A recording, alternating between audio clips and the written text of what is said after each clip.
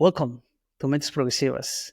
I'm your host, Omar Prieto, and today we're going to be talking about how our external space really affects us in our mind. And for that, I have another the Georgi Dienst, the Clutter mindset coach. And he's going to be talking to us about how important it is for us, what's happening inside us, and how it really affects us or environment outside. Georgie, welcome to the show. Thanks so much for being here.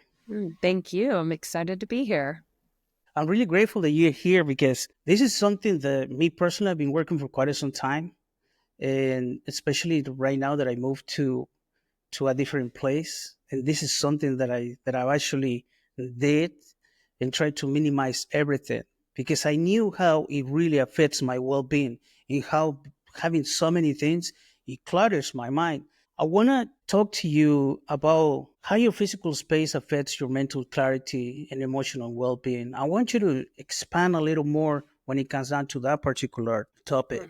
Well, I think anytime, let's just give an example of you come home from work or you come home at the end of the day and you just imagine yourself walking into your house and everything's in place. You've done everything from the morning, you've put everything back in its place, and it's just very peaceful and welcoming after a long day. And you can, you have a place for your bag and your jacket and you put it there and then you go and transition from your work day into your evening. Or imagine yourself walking in and there's shoes all over the floor. You're stepping over clothes, your jackets. You changed jackets 3 times and just threw them on the ground. Your kids, they left their stuff everywhere. Your sink's full of dishes. Your dishwasher's not unloaded. All of those things. And just those two things, just speaking of that inside me, I can feel like peace and calm, or I can Yeah. feel like anxious and a little bit like just overwhelmed when you walk in the door. So all of those things, and you've been that probably just walking into someone else's house. If there's stuff everywhere, you're like, oh gosh, what do I do? Where do I put stuff?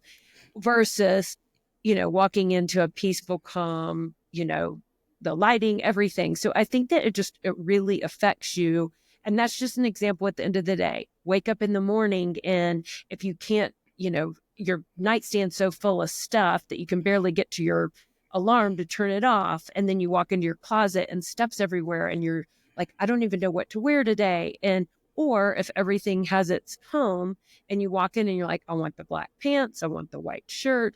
And Mhm. it's just, I feel like you start your day so much clearer. You have a morning routine. You're not waking up 10 minutes, 15 minutes late and running behind the 8 ball and then leaving everything, behind. And so you're starting your day, you're ending your day. And so your physical space, and then even your countertops. I mean, you may think, oh, well, this is where I keep everything. Well, if you can't find a place to put something, then you're moving stuff and then you're losing things, you're losing your keys.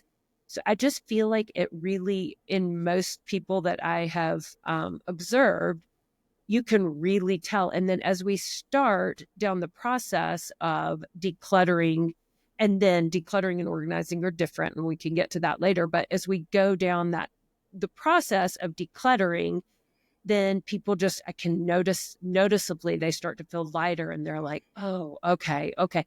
And then as we get stuff and they organize and it has its home, then people's mental space is just much, much clearer. And you said, we'd spoken about that before, that you really noticed a difference and I think the minimum, and also realizing what you really need. Like, so, yeah. Yeah. No, I think that's a really good way to start and how it really affects us. And I'm glad that you mentioned that everything has its place because I think to me that was key. To me, that's Mhm. really key. Like it has a purpose. It's what is the intention that you're trying to do? For example, you mentioned the fact that you go into your closet. Oh, I can grab the blouse, I can grab the black pants or jeans or whatever you need, but it is right, straight, very clear, very simple when you're able to grab it. Now, when it comes down to the intention, what do you think people can do to start working and getting a better and just get a better understanding that being able to start setting the intention is very powerful. Yes, I think that's 100% the first step, awareness and everything. But really, for this, it's creating your ideal space, right? In Mm, your mind. You right first. You can yeah. write it down. I have a worksheet where I've gone through this with people, and it's like, okay, how do you want to feel in your office, your home office? It's productive. It's really orderly. And then you go to your bedroom and you want to feel calm and peace.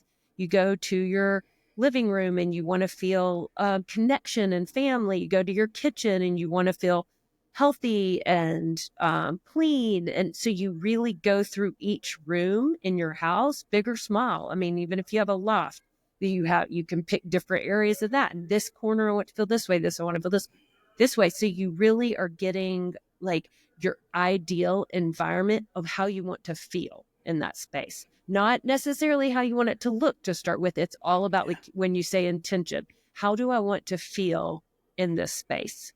And Yeah. then from there, that's where you can start to figure out, okay, all these things, does this fit in? Does this, I don't know, mug make me feel, peaceful, or does it make me feel stressed because it's got cuss words? I Mm, mean, I don't know, but you're just everything you're trying to then make sure it all fits in with the intention of that space. Does that make sense? it totally does. And thank you for that, because it's clear to me that visualization and being curious and be more than that is just be open minded Mhm. to some new type of energy. Whatever energy you have at the moment, that's all you have. But look at it this, start visualizing. How do you feel? I think that is really insanely crazy, because for me, when I started designing this particular space where I'm recording, I really say the intention. I say, how do I want to feel when I dream about it? Because I dream about it, this place, and then I wrote it down. And usually, when I do visualization, I write down my goals. I'm writing them in present, in a present sentence, like I'm already having them, like I already want to feel, like how does it smell? Like it has different smell. I had the flowers in the back, so I can smell like I want to smell the flowers for me. So everything to me is very detail oriented. Would you say that's something that you ask the people that you work with to really, really tap into it? Yes, that is spot on. I think down to how you want to smell. I mean, all of this, the more detailed you can be, the more likelihood that you're going to reach that and you're going to get to your ideal environment. So I would say different situations, like if somebody's moving or building a new house, then you can start from scratch and you can say, okay, how do you want this new space to feel? If you walk into their current home, I'm always like, so how do you feel currently?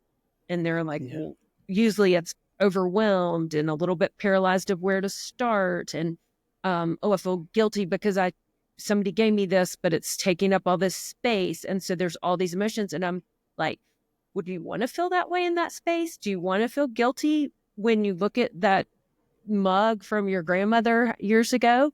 Or do you want to feel a different emotion in that space? So that's what we break down. We're like, okay, how do you currently feel? How do you want to feel? And Yeah. then that awareness leads you into all the next steps. Yeah. This is pretty awesome, because Mhm. now I want to tap into it. We tap into the outside, but I want to tap into those. Some of us, I remember myself being like that, where I didn't even know how much impact my outside environment or my whole entire environment or anything that it was surrounding me, it has in my mind. How can you help someone that is not able to have that awareness just yet?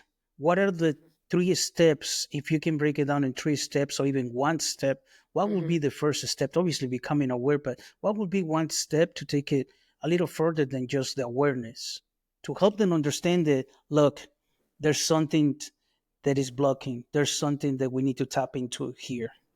Right, right.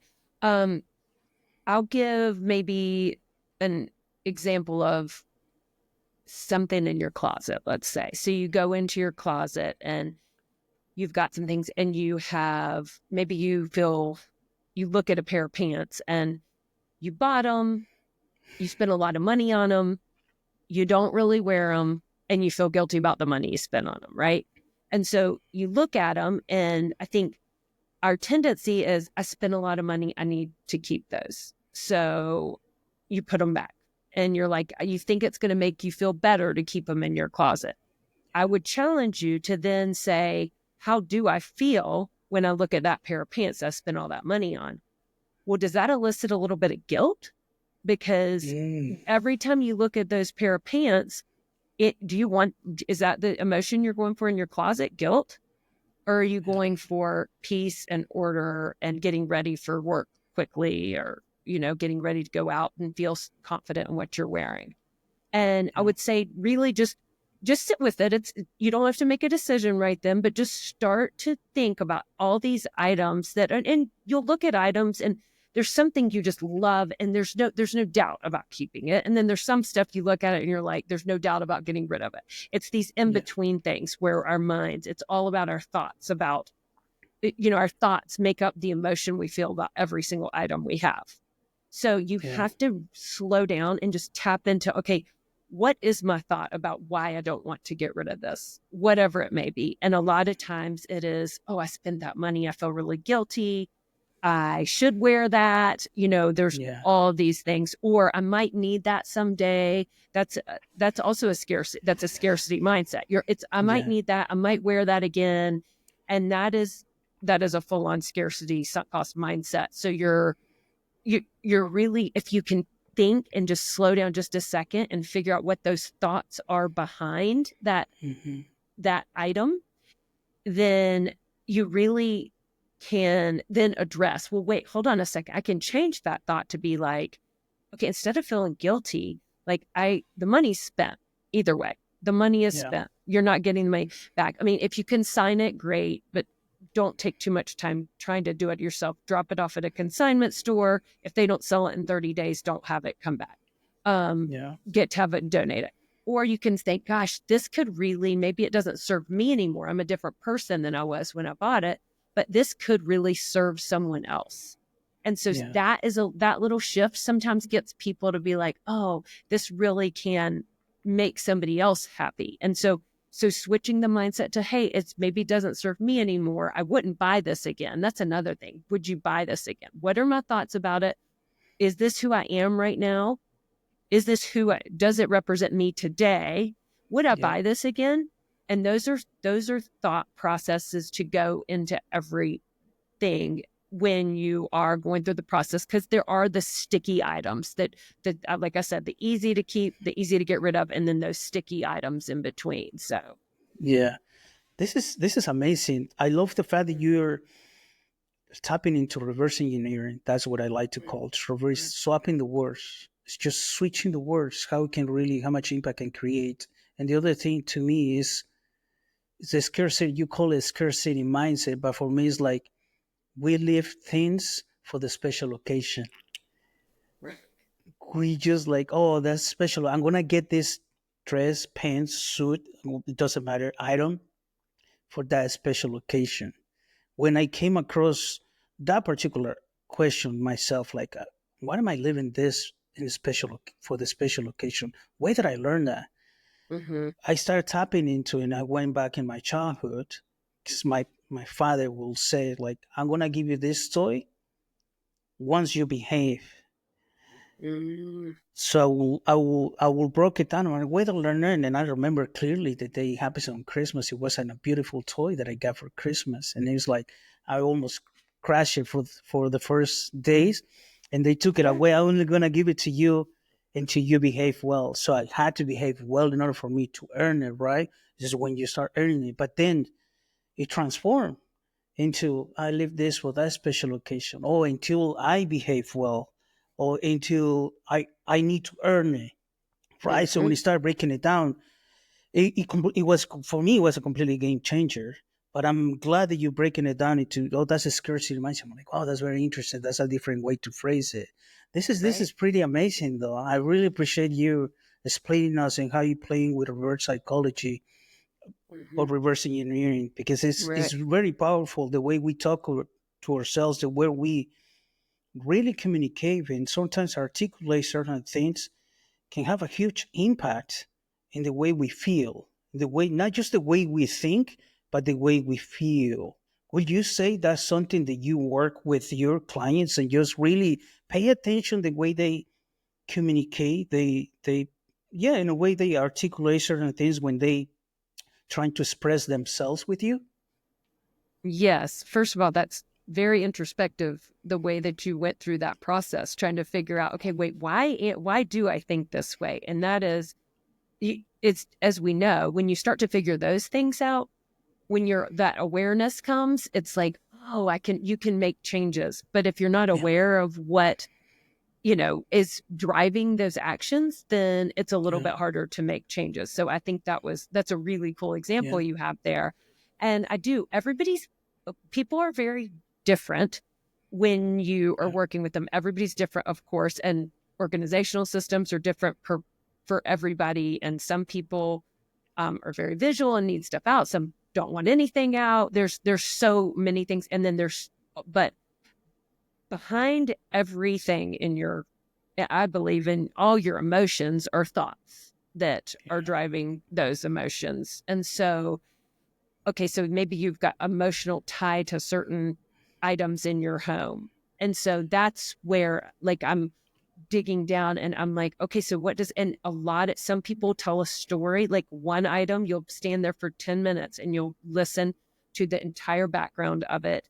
And that's just part of the process. And some people are very kind of closed off and be like, no, I want to keep that, but don't really dig into why. So yeah, other people, like I said, they will tell you every last thing in the day they got it and tell a story about every item.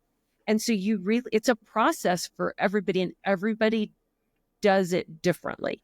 I would say, like, the general consensus of, if I had to pick a couple words of when we start the process, it's overwhelmed and mm, kind of just not really sure where to start and almost paralyzed by, a lot of times people that are cluttered are busy and they're perfectionists, right?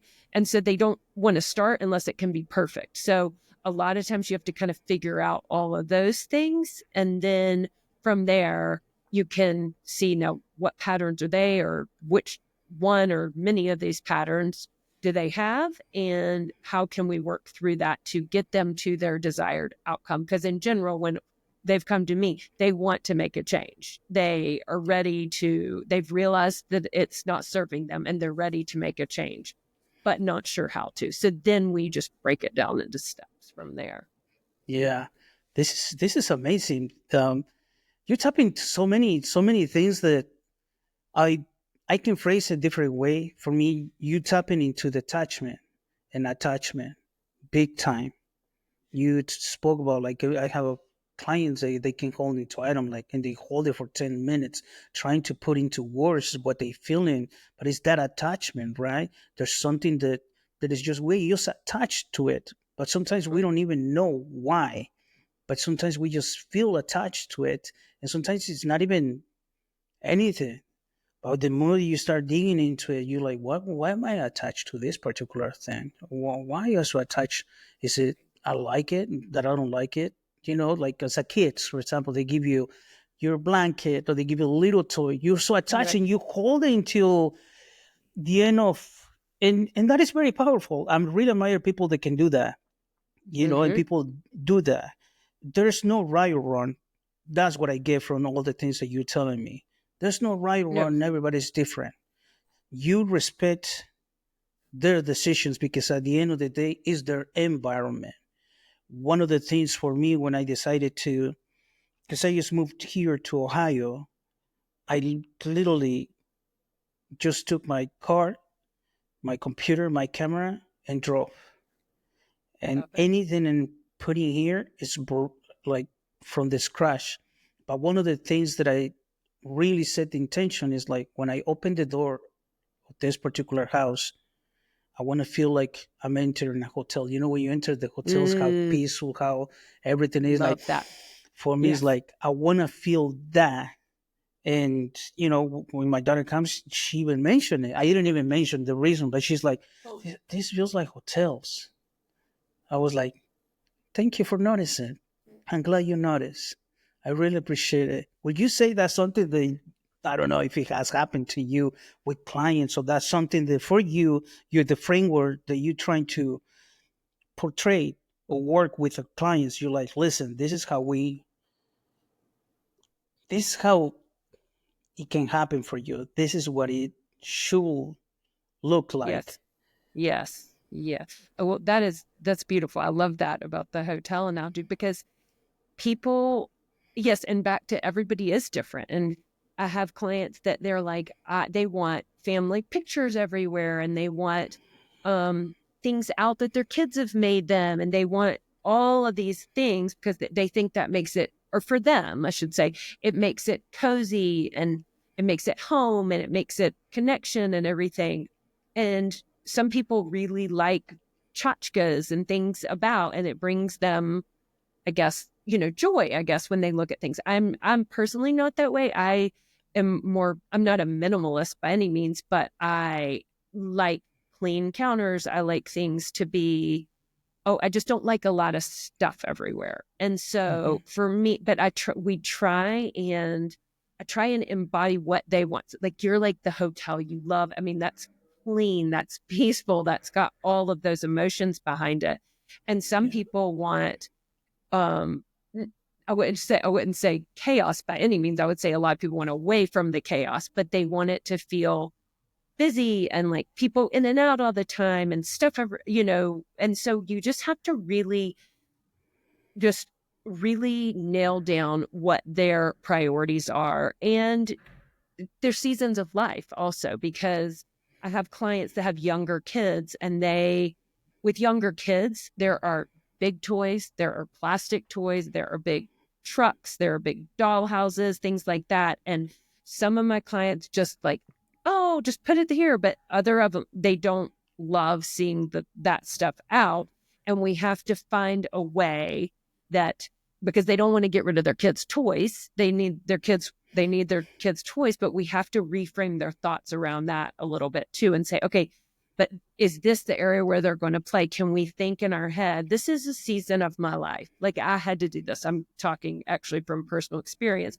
I did not like all the plastic toys and all the things out all the time, that I kept having to reframe and be like, oh, this is just a season of my life. And I'm so grateful they want to be in this room with me playing with their plastic toys and their big trucks and stuff, rather than, oh my gosh, get this out of here. So I had to really work on that mindset shift because I did not like the things everywhere. But some people really are fine with that. And so you really, again, back to just figuring out per person what they want and what their intention for the space is first and foremost. And it does sometimes become tricky with families because sometimes the husband is like, she keeps way too much stuff. We got to get rid of it. I wait till for her to go out of town. So then we're just trying to work around the family intention for the space too. Yeah. So it's getting there, but when you have a clear vision of what you want in the space, it makes it so much easier for me and easier for them also, because you can just ask that simple question: does this item fit that vision? Does that fulfill this vision or not? Does it fit into this room or not? And so it makes the decision process a lot easier. Yeah. This is awesome. Thank you so much for the whole entire explanation on how, once again, tap into visualization, the importance of setting the intention and how you want to feel. But now I want to ask you, why do you think it is hard for some of us to really let go of certain things? Mm. Why do we hold on to it so much that regardless of we know how we're going to feel after Mhm. there's some change, we just sit on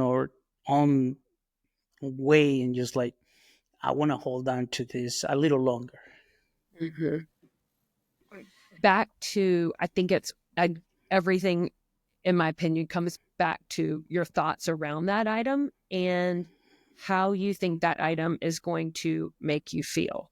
I feel Mm, like anything, it's when you're even planning a vacation, you are looking online and you're like, oh, that hotel in Hawaii looks amazing.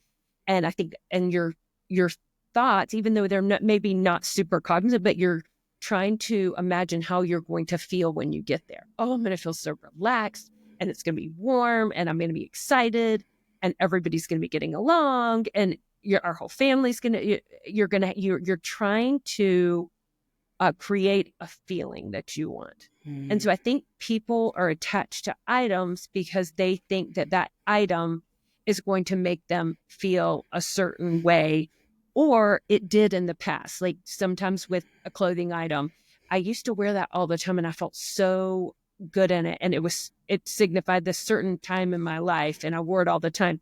It doesn't really serve currently. Like if you move from Ohio from somewhere else, like you may be like, that item doesn't serve me in Ohio, but it's really hard to get rid of it because it did serve you and you did have a certain feeling when you were yeah, holding that item or wearing that item or looking at that item at one time in your life.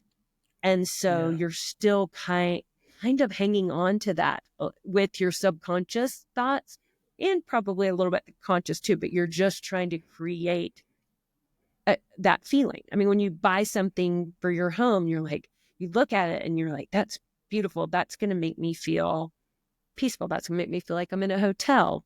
Yeah, yeah. that's particular thing, or Mhm. that's not going to. That's going to add too big. It's going to take up too much space. So it's about what the feeling that comes from the item and people's thoughts behind it. Yeah, definitely. I think it's really amazing how it really is all about just tapping into inner self. Has nothing to do with anything else. You really had to go. To me, it seems that you really help people and support people. I need you to trust yourself.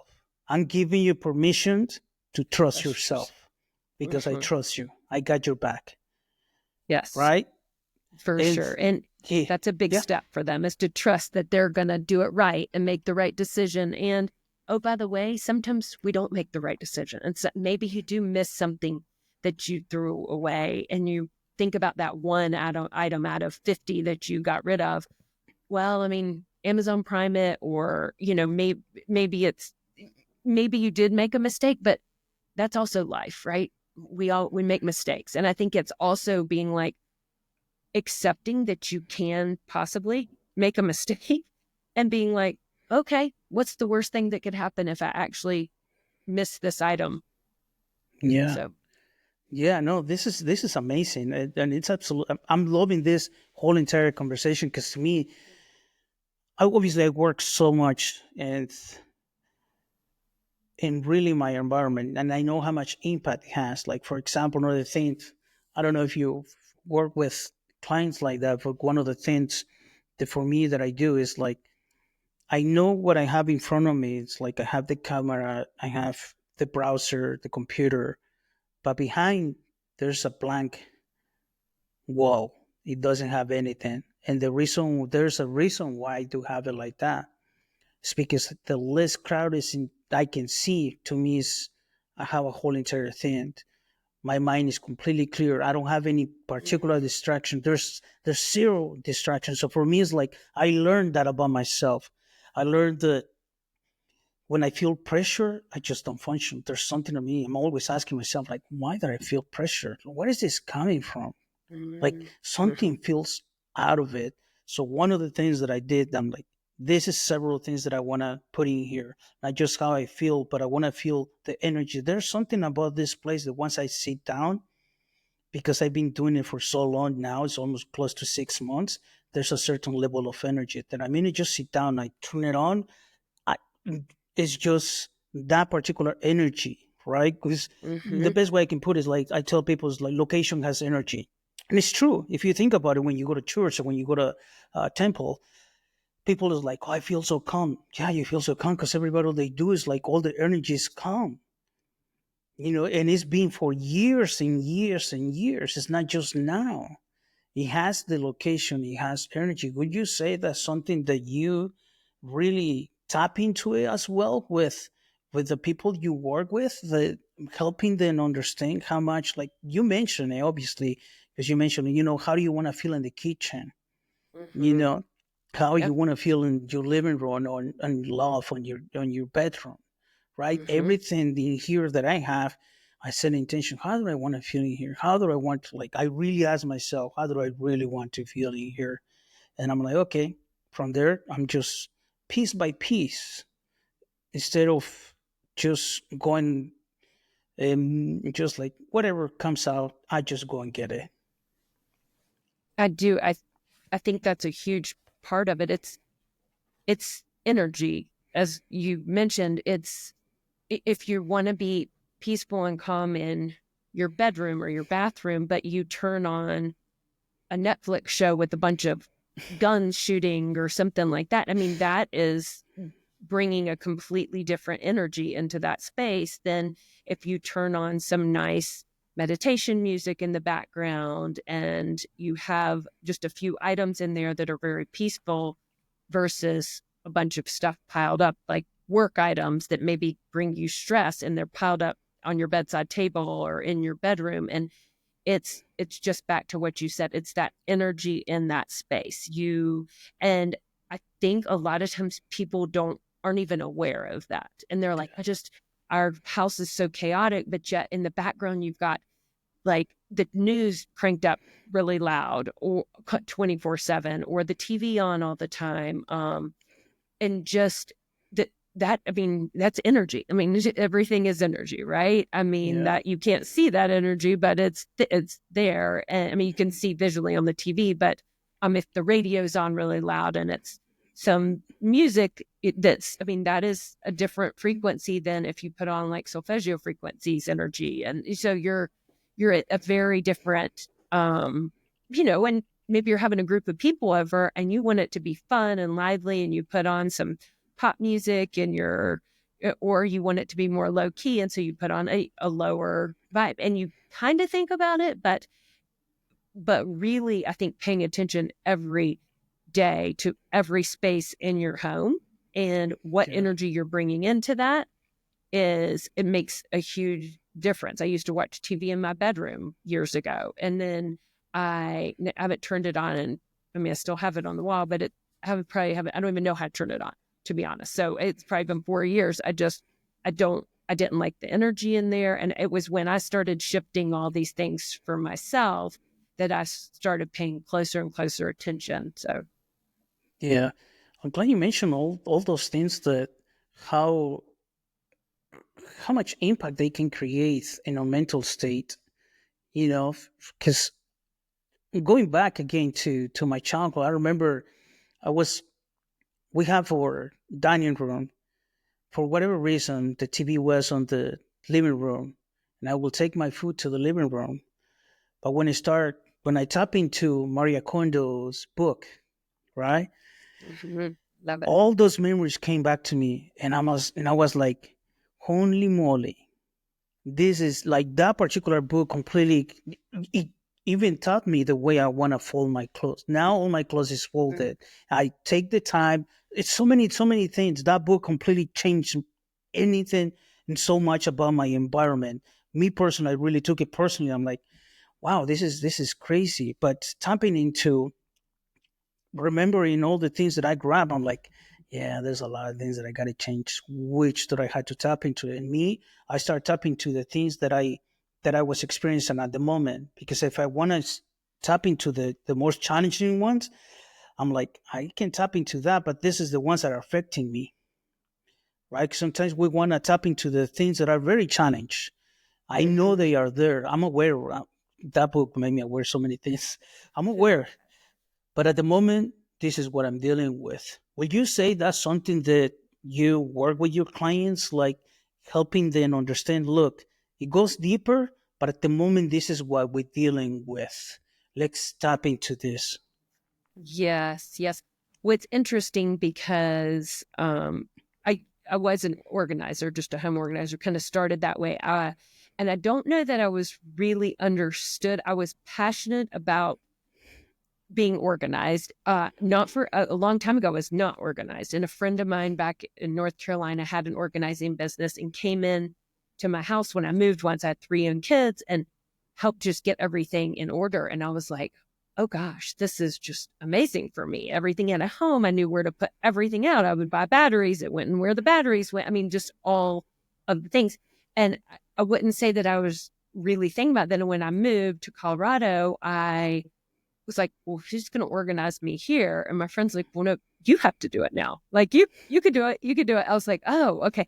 And so then I did it for myself. And then I thought, there's nobody doing this here. That's a really cool idea. So because I was passionate about like the way I felt when my home was organized. So I started the organizing business. And then as I worked with clients, that was when I started figuring out all the things behind it. Like you were saying, like how these things make you feel, how the memories come in. It goes so much deeper than just your stuff, and everybody's really different, which is what inspired me to become a life coach and do the Jay Shetty certification. And wow, I mean, some of the girls that work with me now in the organizing, they are like, everything's different about the way you approach clients and the way.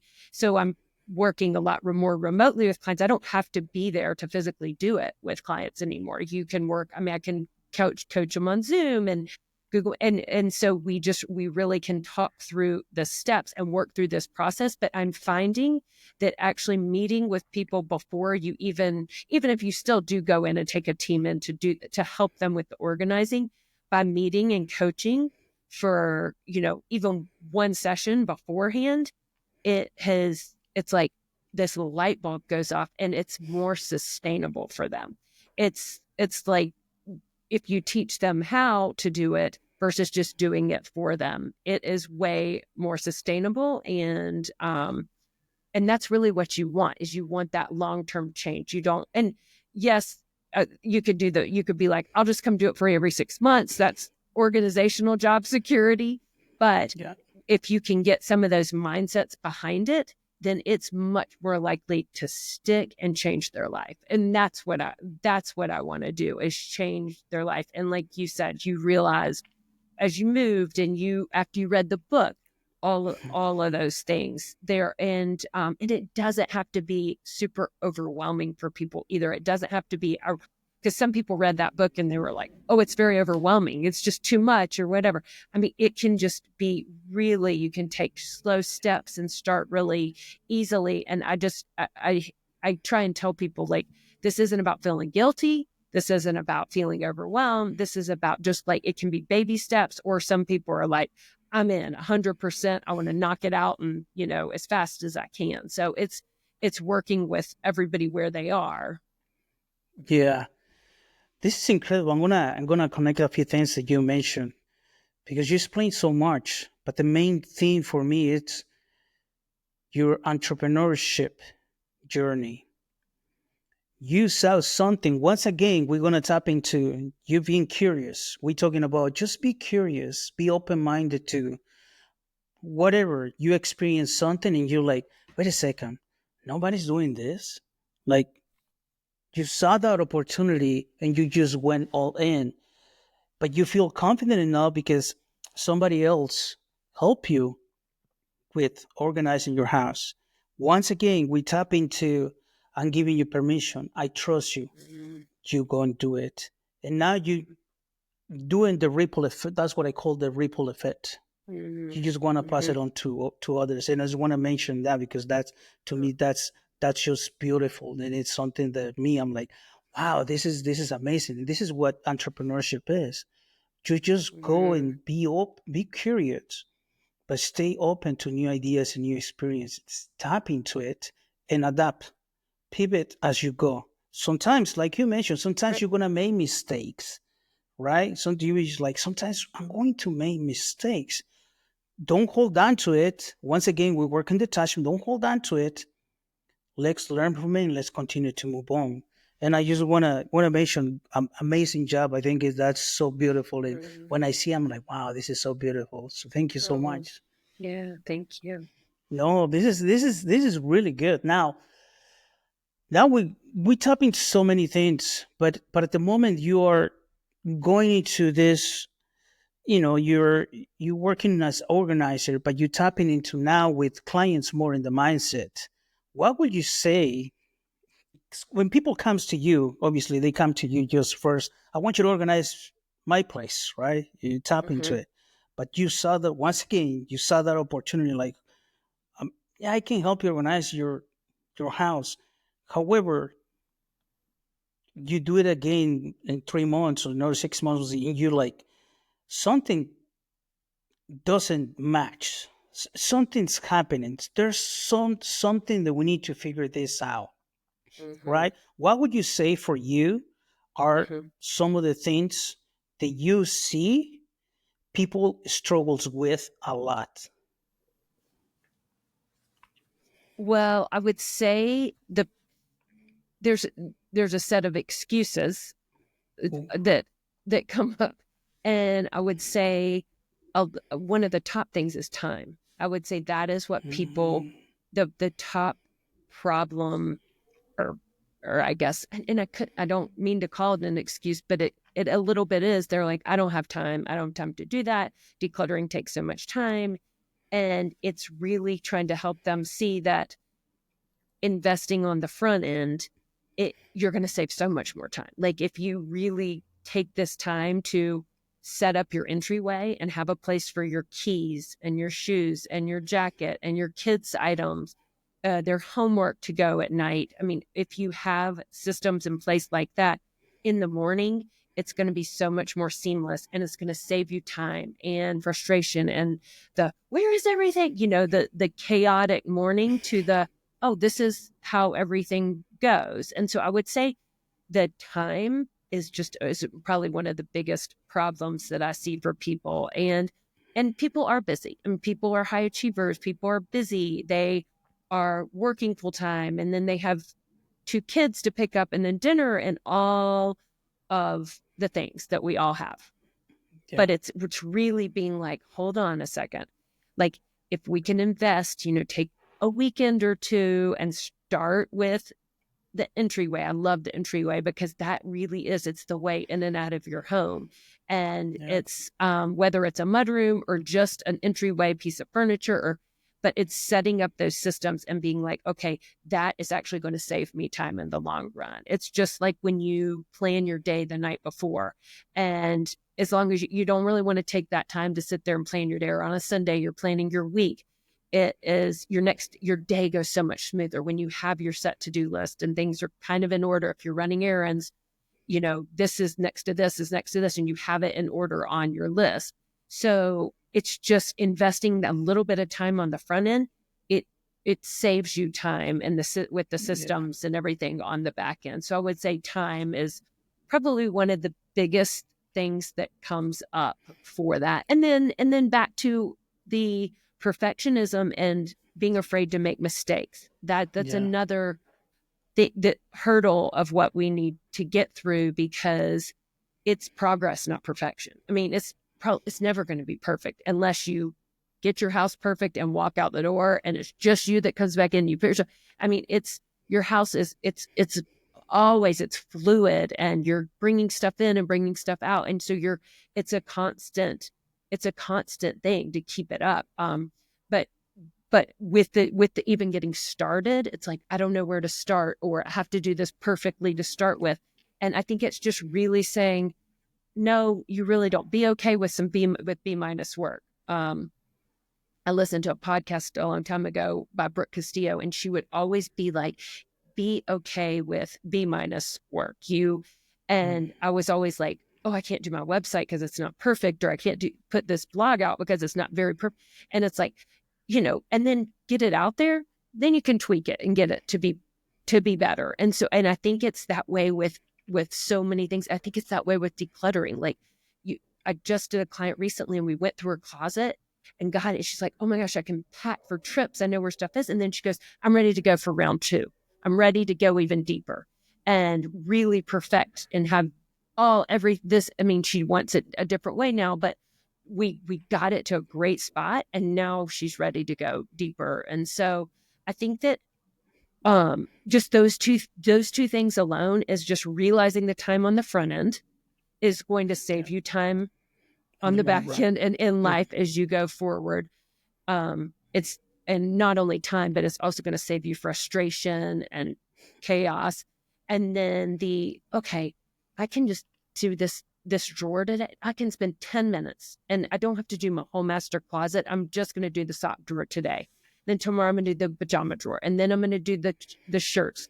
And so I think just taking it in smaller chunks versus thinking you have to, oh my gosh, I have to do this for my whole house, and just start and stay in one spot, and then just progress over perfection. So Yeah.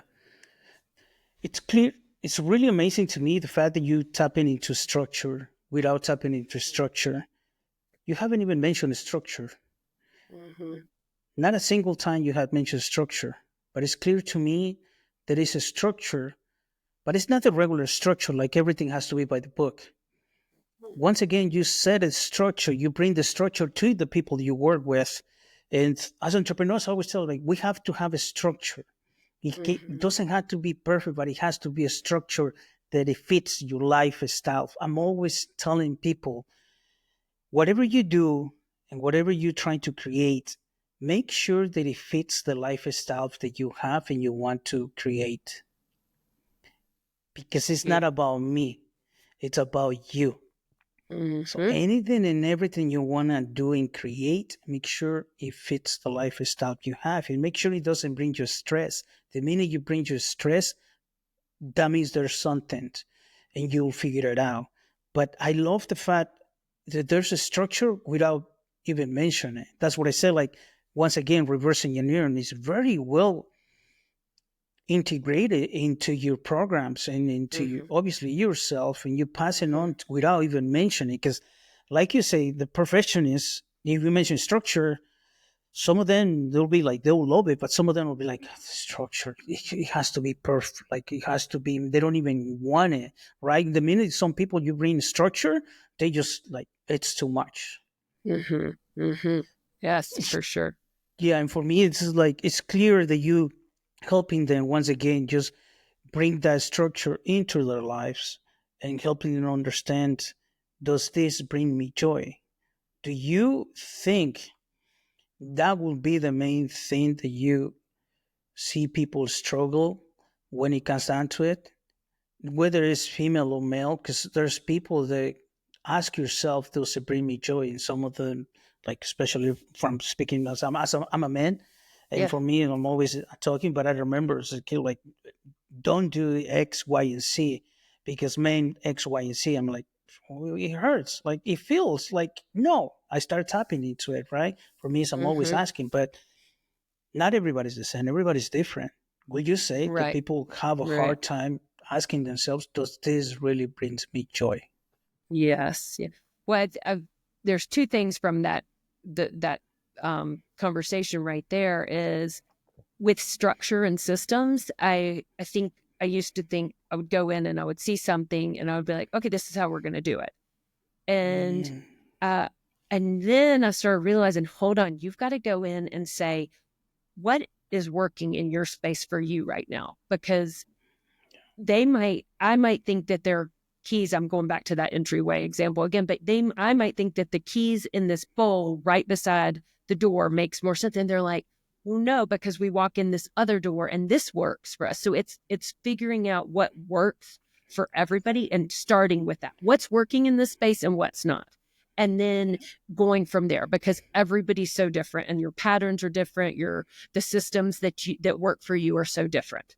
So that's one thing to say is I used to think, oh, I just set it up and it works for them. But yeah, then I realized I was like, no, no, no, no. It's going to stick way more if it's in your natural patterns of what you're going to do. Where would you look for the measuring tape? Because I would look for it here and they'd be like, well, no, I would look for it in the garage, not in the pantry. And you're like, oh, okay. So that to me was a realization also that everyone is different, back to that. And then back to saying, does this bring me joy?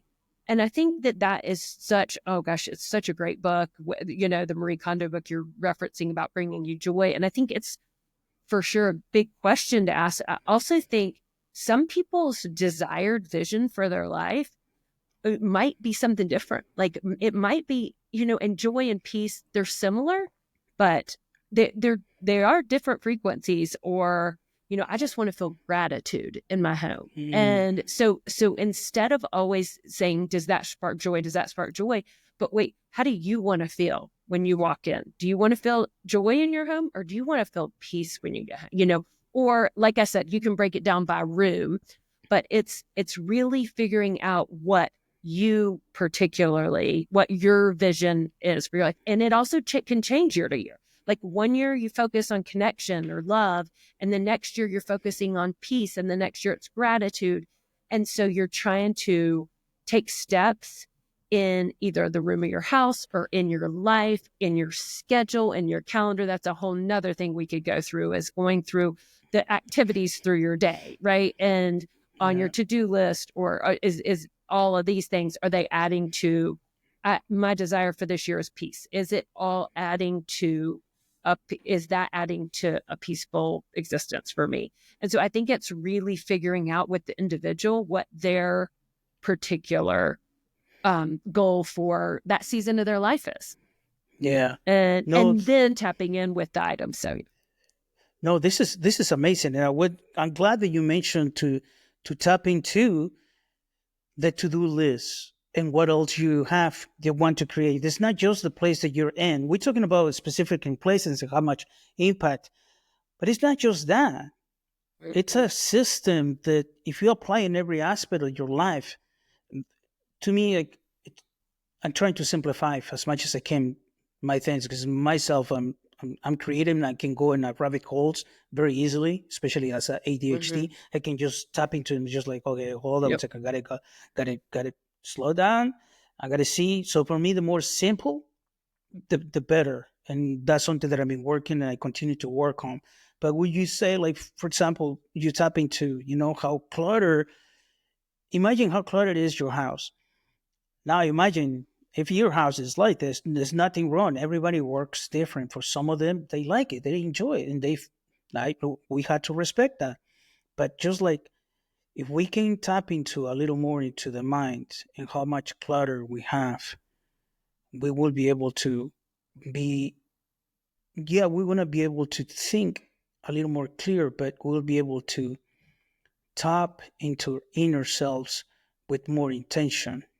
Would you say that's something that is really such a huge part of what I do now? Also, like I said, it started in the organizing, and then I started realizing the things about clutter. And then I started realizing, physical clutter and mental clutter, it's a similar process. It's a similar process if you take your junk drawer and you empty everything out, and then you just put back what you want. It's a very similar thing with your brain, like all the thoughts you have in your brain, your schedule, all the things that you're doing. You're going to this and that, and you're trying to meet this friend and that friend, and you're trying to please everybody. You're trying to show up at every fundraiser, at every school event, at all your friends' birthdays. And you have to really get intentional about what your objective, what your vision is for that year. If you are trying to be peaceful, but yet you are really trying to, I've got to run to this, this, and this, and that's not really adding to it, or that group of people don't lift you up to a certain space, but you feel like you have to go, or you're not even thinking about it. You're not even being intentional about the things you are doing with your day, your weekends, your to-do list, all of your calendar, all of these things. And so that's clutter also. It's not necessarily like, dishes out and papers out, but it's clutter on your calendar. And then you've got the brain clutter. And that's a third thing that you go and you've got your thoughts, and you got to write them all out. It's just like emptying your junk drawer. You got to write them out, the good and the bad, right? You've got to dig in and be like, okay, I'm thinking today I don't look very good, or this or that. And you've got to dig into that. But, and then you're like, hold on, but I really like those this my hair today or something. But there's all these things, and I'm just talking like a woman would for the day. But you've got to write out all those thoughts to be aware of them, and then you've got to say, wait, hold on, that's the one I want to keep. Just like those are the kitchen utensils I want to keep. Those are the thoughts that I want to put back into my brain. Those are the Yeah. things I want to put back into the junk drawer. And so that's a mental clutter situation. And then you've got, like I said, back to your schedule and all of those things, but it all comes together under what you want your ultimate vision of your life, your ideal situation to be. Yeah. I really love the fact that you mentioned that you do an like a to do. It's not a to do list, but you do type of list, just like you're doing with your house. You start naming all this, like for example, the closet. You're going into, okay, let me see what is Mhm. in the subconsciousness. Obviously, the subconsciousness holds all the emotions, feelings, experiences, Yes. and memories. Right? You're like, okay, this memory, this experience, this emotion, this feeling. Do I want to keep it? Does it bring Mm-hmm. me joy? Does it sparks anything that it makes me feel peaceful? I love the fact that you make that. This is brilliant. I hope that you listeners and for those who are going to be listening, you guys take this is mind blowing. Because to me, you just I'm like, hold on one second. I kind of thought about it, but it's just like now that you mention, I'm like, I kind of been doing that, but it's unconscious. But now you mention, I'm like, well, I've actually been doing a lot of that stuff myself because I'm really aware of certain like the way I speak to myself. When it comes down to myself, the way somebody speak to me is way different. There's nothing I can control because I don't control other people.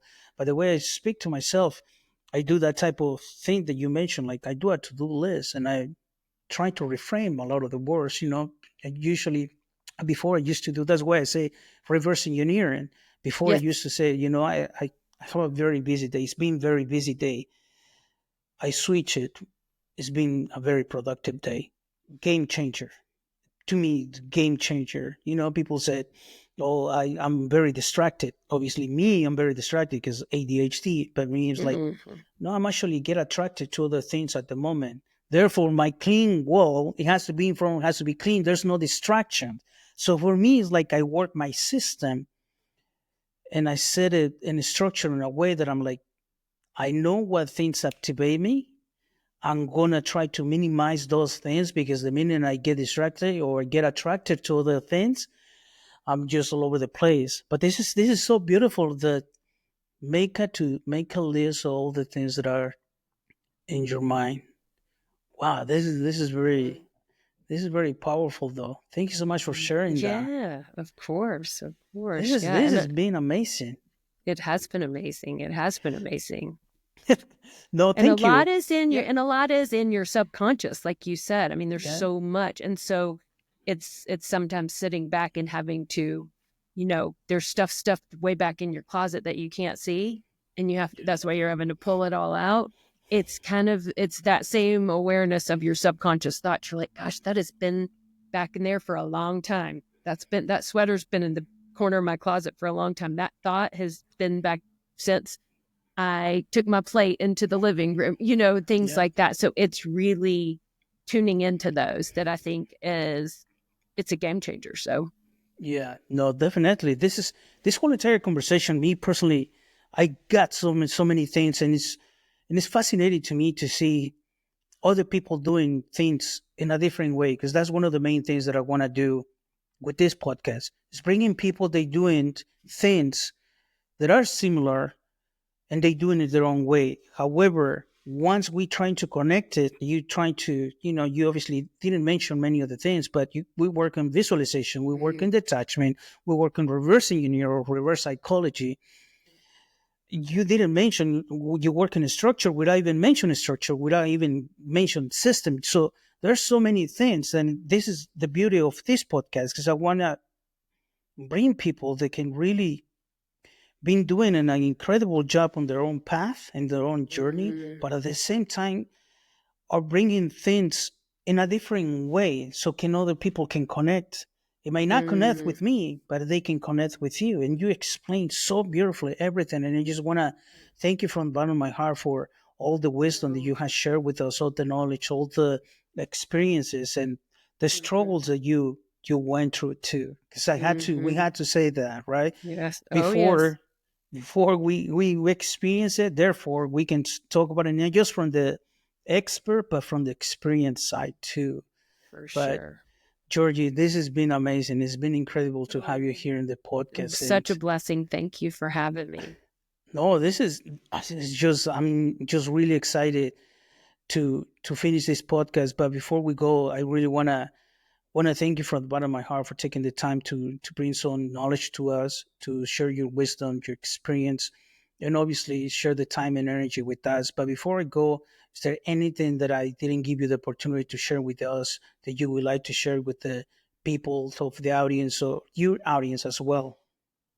Oh, just really just for people to not, if they do go into this process of trying to declutter their physical, mental, emotional space, it's really to be gentle on yourself and to take it really step by step and back to the progress over perfection, and just really start to be introspective about those things. Like you've gone through a lot of it, sounds like. And then yeah, and I have different guides that are free downloads that people can, I think, in the show notes if they want to just get started with a little something, because a lot of times people don't know where to get started.